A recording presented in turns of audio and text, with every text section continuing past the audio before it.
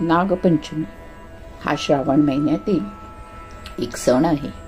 या दिवशी घरोघरी नागाची पूजा करून नागदेवतेला प्रसन्न करण्याची पद्धत आहे. काल या नागाचा पराभव करून यमुना नदीच्या पात्रातून भगवान श्रीकृष्ण सुरक्षित वर आले. तो दिवस श्रावण शुद्ध पंचमीचा होता. त्या दिवसापासून ही नागपूजा प्रसारात आली असे मानले जाते. या नागपंचमीला आमच्या घरी सुद्धा गंधाने कागदावर नाग काढून त्यातील 2 नागांना शेपटीशिवाय काढून त्यांची पूजा केली जायची. त्या नागोबांची नावे लांडोबा आणि पुंडोबा आहेत असं आम्हाला सांगितलं जायचं. त्याच लांडोबा पुंडोबा नागांची आहे ही कहाणी. ऐकूया तर मग.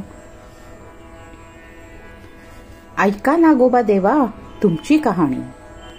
8 पाट नगर होतं. तिथे एक ब्राह्मण होता. त्या ब्राह्मणाला 7 सुना होत्या. चातुर्मासात श्रावण मास आला, नागपंचमीचा दिवस आला की कोणी आपल्या आजोळी जायचं, कोणी आपल्या पंजोळी जायचं, कोणी माहेरी जायचं. अशा सर्व सुना आपापल्या गावी गेल्या होत्या. त्याच्यात सर्वाची धाकटी सून होती. तिला माहेरचं कोणीच नव्हतं.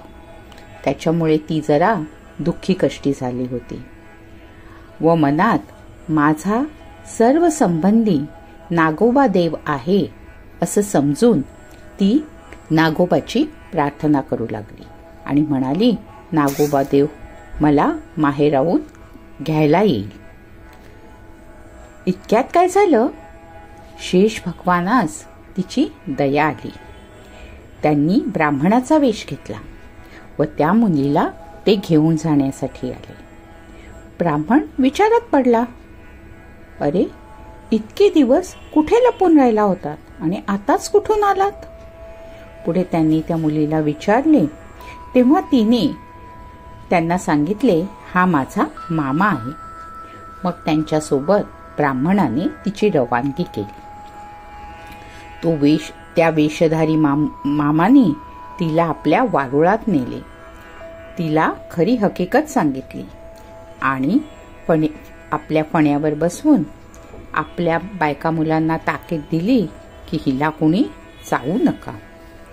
एके दिवशी काय झालं, त्या नागाची नागिन बाळंत होऊ लागली. तेव्हा तिने तिला हातात धरायला दिवा दिला. पुढे ती व्याली आणि तिची पिलं वळवळ करू लागली. त्यांच्या वळवळण्यामुळे ती मुलगी भिवून गेली आणि तिच्या हातातला दिवा खाली पडला. त्यामुळे त्या पोरांची शेपटी भाजली. नागिन रागावली. तिने सर्व हकीकत आपल्या नवऱ्याला सांगितली. तो म्हणाला, या मुलीला मी लवकरच हिच्या सासरी पोचवून येईन. एके दिवशी त्या मुलीला अपार संपत्ती देऊन आपल्या घरी तिची पाठवणी केली. आता दिवसांमागून दिवस गेले. नागांची मुलं मोठी झाली. त्यांनी आपल्या आईपाशी चौकशी केली, आई आमची शेपटी कशानं ग तुटली? मग तिने आपल्या मुलांना त्या मुलीची गोष्ट सांगितली.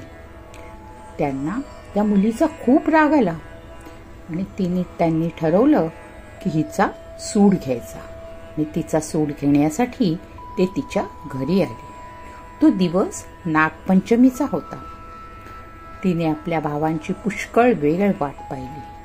ते येत नाहीत म्हणून पाटावर व भिंतीवर तिने नागांची चित्रे काढली. त्यांची पूजा केली. जवळ नागाने लाह्या दूध ठेवलं. त्यांना उकडीचा नैवेद्य दाखवला. हा सर्व प्रकार ती नागांची पिल्ले पाहत होती. सरते शेवटी तिने देवाजवळ प्रार्थना केली की जय नागोबा देवा, जिथे माझे भाऊ लांडोबा आणि पुंडोबा असतील तिथे त्यांना खुशाल ठेव. असं म्हणून तिने नागोबांना नमस्कार केला. हा सर्व प्रकार बघून त्या दोघा भावांच्या मनातला तिच्याबद्दल असणारा सर्व राग निघून गेला आणि मनात तिच्याबद्दल दया आली. पुढे त्या दिवशी त्यांनी तिथे वस्ती केली. दूध पाणी ठेवतात त्यात तिला पहाटेच्या वेळेस नवरत्नांचा हार सापडला. तिने तो हार उचलून आपल्या गळ्यात घातला.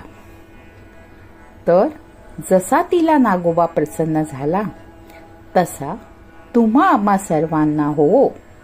ही 60 उत्तराची कहाणी 5 उत्तरी सफळ संपूर्ण.